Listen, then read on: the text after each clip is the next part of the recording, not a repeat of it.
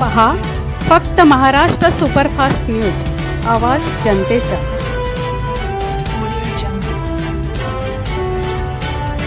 नमस्कार, मी दीपक मांडोकर। आपण पाहतात महाराष्ट्र सुपरफास्ट न्यूज, आवाज जनतेचा। मंडळी, महाराष्ट्र सुपरफास्ट स्पेशल रिपोर्टमध्ये आपण पाहतोय की मी आता विरार परिसरामध्ये आहे। विरार परिसरामध्ये अतिशय चांगल्या पद्धतीने या ठिकाणी रिक्षा मालक संघटनेचं या ठिकाणी वातावरण होत असताना, चांगल्या पद्धतीने लोकांना सुविधा देत असताना नालासोपारा आणि विरारमधली परिस्थिती काय आहे ते आपण खऱ्या अर्थानं जाणून घेऊया की या ठिकाणी जमलेले जे रिक्षा चालक मालक संघटनेवाले जे आहेत, रिक्षा मालक या ठिकाणी उपस्थित आहेत, रिक्षा ड्रायव्हर या ठिकाणी उपस्थित आहेत। उपस्थिती महत्त्वाची काय आहे ते आपण पुन्हा जाणून घ्या।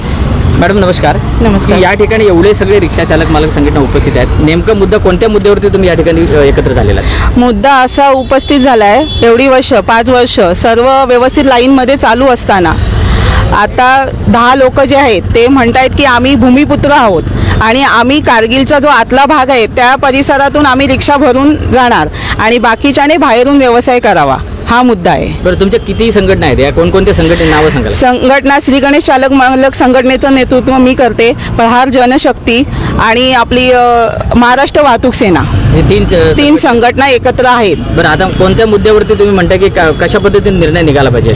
निर्णय असा निघाला पाहिजे, जर ह्या तिन्ही संघटनेचे सभासद 700-800 सभासद आहेत, ते जर जो महानगरपालिकेने अधिकृत स्टँड दिला आहे त्या स्टँडद्वारे आपला व्यवसाय जर प्रामाणिकपणे करत असतील तर भूमिपुत्र जे 10 स्वतःला भूमिपुत्र म्हणतायत त्यांनीही आमच्यासोबत लाईनमध्ये येऊन व्यवसाय करावा। ही घटना कधीपासून सुरुवात झाली, ते कधीपासून भरायला लागली? ही घटना हे भूमिपुत्र असल्याचं त्यांना आता वर्षभरापासून जाणीव झालेली आहे।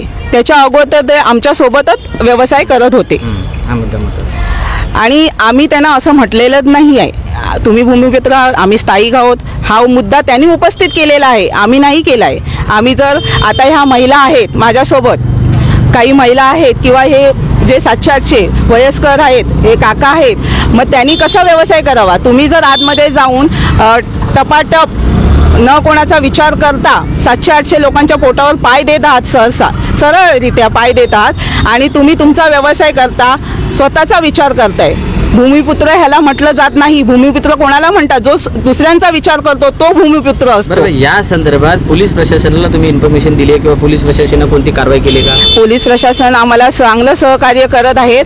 आम्ही PI साहेब आहे, शेट्टे साहेब, ज्यांची नवीन आपली नियुक्ती झालेली आहे, त्यांनी आम्हाला चांगलं सहकार्य केलं। त्यांनी इथे दररोज सकाळी 3 तास आपले ड्युटी हवालदार आहेत त्यांना पाठवत आहेत आणि ते चांगल्या प्रकारे आम्हाला म्हणजे सहकार्य करत आहेत। पण हे सहकार्य करत असतानाही त्यांना काही नेत्या मंडळींचे फोन येतात। ते नेते मंडळी कोण आहेत आम्हाला माहिती नाही आहे, पण नेते मंडळीचे फोन येतात, कारवाई थांबवा, त्यांना जाऊ द्या 10 लोकांना। जर हे नेते मंडळी, मी त्यांना बजावून सांगते, जर हे नेते मंडळी 10 लोकांचा विचार करतात आणि 700 ते 800 लोकांचा विचार करत नसतील तर तो नेता कसला? बरोबर, तो नेताच नाही होऊ शकत। बरोबर, कारण 10 लोक आणि 700 ते 800 लोक ह्यांचा पोटा पाण्याचा विचार त्याने करायला पाहिजे, जो नेता त्यांच्या बाजूने येतो त्याने। बरं, हे सर्व चालत असताना कशा पद्धतीने तुमचा संघर्ष चालू आहे तुम्हाला? माझा संघर्ष तर गेली 5 वर्ष चालू आहे, पण 5 वर्षात पहिल्यांदा मला धमक्या आलेल्या आहेत। हे 10 जे भूमिपुत्र स्वतःला म्हणतायत, हे 10 जे हे रिक्षावाले आहेत, त्यांचे मी नंबर तुम्हाला देते।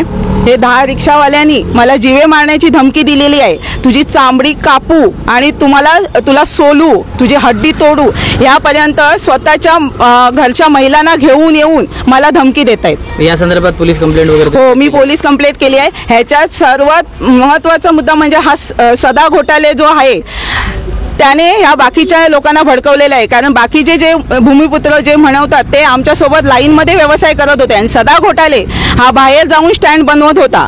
जेव्हा इथे कारगिलला दादागिरी गुंडागिरी चालू होती, ती सगळी मी मैदान साफ करून दिल्यानंतर ह्यांना वाटलं आम्ही भूमिपुत्र आहोत।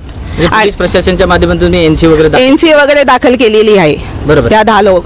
ठीक आहे, या संदर्भात आपण जाणून घेऊया की अजून काही जे रिक्षा मालक आहेत, मालक संघटनेचे आहेत, त्यांना जाणून घेऊया की आज त्यांचा संघर्ष काय। दादा, आता आपण जाणून घेतलं की तुम्ही गेल्या कित्येक वर्षापासून या ठिकाणी व्यवसाय करताय, रिक्षा चालवताय, काय कधीपासून करताय? मी गेले 8 वर्षापासून इथे व्यवसाय करतोय बरोबर. आणि 8 वर्षापासून असं कधीच जाणीव झाली नाही की ह्या गोष्टी अशा होतील बरोबर. आणि होत होत्या. बरोबर. परंतु ज्यावेळी होत होत्या तर ते जे भूमिपुत्र म्हणून जे आज म्हटलं जाते तर ते त्यावेळेपासून ते आमच्याबरोबर सोबतच आहेत. बरोबर. जर त्यावेळेस जर त्या लोकांनी जर भूमिपुत्र म्हणून जर जर त्यांनी संघर्ष ठेवला असता आणि जर बोलले असते की आम्ही भूमिपुत्र आहोत, तुम्ही आता म्हणजे आम्ही डायरेक्ट वरून भरणार, तर 100% आम्ही मान्य केलं असतं. बरोबर. परंतु 1 वर्ष आता असं झालं की जेणेकरून कोणतरी पुढे होतोय आणि कोणतरी काम करतोय चांगलं, जर ते कोणाला बघवत नसेल बरोबर. तर ते मला ते प्रशासनाने पण त्याने विचार करावा आणि त्यांनी पण त्या गोष्टीचा विचार करावा. मला थोडक्यात सांगा की ते वरून भरून येत असेल किंवा डायरेक्ट भरत असेल तर तुमच्या व्यवसायावर काय परिणाम झाला? आमच्या व्यवसायावर परिणाम असा पडला म्हणजे की जेणेकरून आता पहिलं ॲक्च्युली आमचा व्यवसाय पहिला व्यवस्थितपणे होत होता. आता तर एवढी लाईन असे उलट सुलट लावून होते की त्याच्यामध्ये पाऊण तास 1 तास 1.25 तास तर जातोच. जर टाईम टेबलमध्ये 9:30च्या नंतर तर गाडी हलतच नाहीत एका जागेवर. हां, एका जागेवरती ह्या व्यवसायावरती व्यवसायाचा परिणाम पडलेला आहे. बरं, पुढे संघर्षासाठी तुम्ही काय म्हणाल? आणि याच्या पुढचे संघर्षासाठी म्हणजे भूमिपुत्रांसाठी जे काय ते पत्रव्यवहार केले RTO म्हणा किंवा जे काय साहेबांसमोर लोकांसमोर, तर त्या लोकांनी पण याच्यावरती जरा व्यवस्थित लक्ष देऊन म्हणजे हे मिटवलं पाहिजे, जेणेकरून आमच्या संघर्ष होऊन उद्या वादविवाद होऊन कोणतीही हाणामारी न होता या गोष्टीचं त्यांनी लक्ष दिलं पाहिजे. धन्यवाद. की या ठिकाणी रिक्षा चालक मालक संघटनेच्या मध्ये महत्त्वाचा मुद्दा आहे तो आपण जाणून घेतला. तुम्हाला काय वाटतं या मुद्द्यासंदर्भात? मला वाटतं तेच की जे भूमिपुत्र बोलतात ना, हे सर्वच भूमिपुत्र आहेत. जे महाराष्ट्रामध्ये आहेत ते सर्वच महाराष्ट्राचे भूमिपुत्रच आहेत ना. ते हे कुठले भूमिपुत्र आले आता? हां, चला तुम्ही व्यवसाय करा ना, इथे करा ना, लाईनीमध्ये करा, आम्ही त्यांना नाही सांगत नाही. हां, ते 3:30 वाजल्यापासून जर 10:30पर्यंत कंटिन्यूच असतात. पहिले 2 होते, आज हा माझे नातेवाईक, हा तो माझे नातेवाईक, आणून असे 7-8 गाड्या झाल्या. 10:30पर्यंत 3:30 ते 10:30पर्यंत कंटिन्यूच असतात. बरं, तुम्ही पुढचा तुमचा निर्णय काय असेल? जर आमचा निर्णय आहे की त्यांनी येऊन लाईनीमध्ये व्यवसाय करायचा. आम्ही नाही केला तर आम्ही वरती जाऊ. बरोबर. हां, आम्ही जाऊ. हां, आम्ही जाऊ. का आम्ही तर वयस्कर, आम्ही तर लाईनीमध्ये असतो, कंटिन्यूच लाईनीमध्ये असतो. बरोबर. हां, आमचा तर व्यवसाय होतच नाही. आज लाईन कुठपर्यंत येते? हा इथे एक हॉल आहे तिथे मंगल हॉल, रिटर्न येते 1-1.5 तास 1.5 तास बी जातो इथे. बरोबर. हां, हे 3:30 ते 10:30पर्यंत कंटिन्यूच असतात, कोणाला ऐकत नाही ते. बरोबर.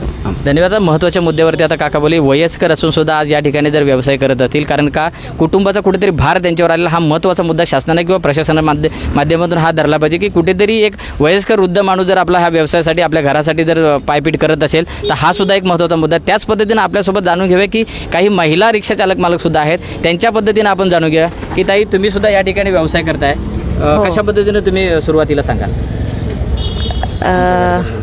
आमचं घरदार सोडून, आम्ही लहान मुलांना घरी सोडून आम्ही एक म्हणजे आमच्या बी पोटासाठी आम्ही येतो, इथे सर्वांच्याच पोटासाठी येतो. पण ते कसे आम्ही एवढे 1-1.5 तास आम्हाला लाईनीमध्ये जातो, एवढं हे करून सुद्धा बी आम्ही हे करत नाही आहे.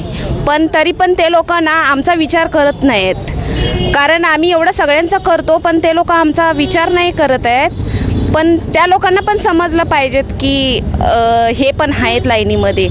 इतके वर्ष एवढे हे केलं नव्हतं, आता ह्या एका वर्षामध्ये एवढं त्या लोकांनी हे केलंय ना, स्वतःची भूमी म्हणजे स्वतः हे करतायत, भूमिपुत्र असं सांगतायत आणि व्यवसाय करतायत. हां, व्यवसाय करतायत. धन्यवाद. आता आपण महत्त्वाचा मुद्दा जाणून घेतला की खऱ्या अर्थाने या ठिकाणी जर कष्ट करून कमवायचं म्हटलं तर कष्ट करताना सुद्धा पायपीट करावी लागते. ही नालासोपारा वसई विरारमधल्या या रिक्षा चालक मालक संघटनेच्या माध्यमातून आता आपल्याला पाहायला मिळतंय की या ठिकाणी चांगल्या पद्धतीने व्यवसाय करणं आणि वेगळ्या पद्धतीने व्यवसाय करणं, हा 2 मुद्दा या ठिकाणी भूमिपुत्र म्हणा किंवा अन्य रिक्षा चालक मालक संघटनेच्या माध्यमातून महत्त्वाचा मुद्दा या ठिकाणी उपस्थित झालेला आहे. खरंच या मुद्द्यावरती वसई विरार महानगरपालिका असू दे किंवा RTOच्या माध्यमातून असू दे, खरंच या रिक्षा चालक मालक संघटनेला न्याय मिळेल का हे पुन्हा आपल्याला जाणून घेणं गरजेचं आहे. या ठिकाणी आपण आता जाणून घेतलं की या ठिकाणी सर्व रिक्षा मालक चालक संघटनेचं हेच म्हणणं आहे की जर आम्ही त्यावेळी चांगल्या पद्धतीने व्यवसाय करत होतो तर या ठिकाणी आज आम्हाला एक गाडी भरून देणं म्हणजे एका राऊंडमध्ये 80 रुपये कमवायला केवळ त्यांना 1 तास लागत असेल. हा मोठा गंभीर मुद्दा या ठिकाणी आपल्या चॅनलच्या माध्यमातून संपूर्ण